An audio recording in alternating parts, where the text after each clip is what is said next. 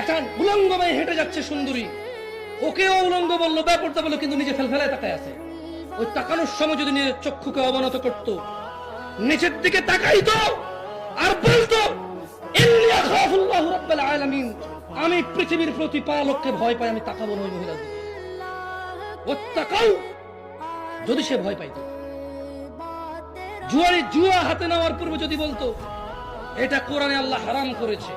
বরকত নষ্ট হবে আমার, জীবন নষ্ট হবে আমার, পরিবার নষ্ট হবে আমার, ছি ছি ছি, আমি জুয়ারি হলে আমার বাচ্চা স্কুল মাদ্রাসার বেতন ফি দিতে পারবে না, আমি জুয়ারি হলে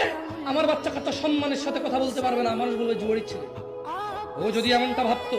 আর আল্লাহকে ভয় করতো যে ছি ছি, সন্তান জন্ম দিছে, ওর উপর এত বড় জুলুম করা ঠিক না,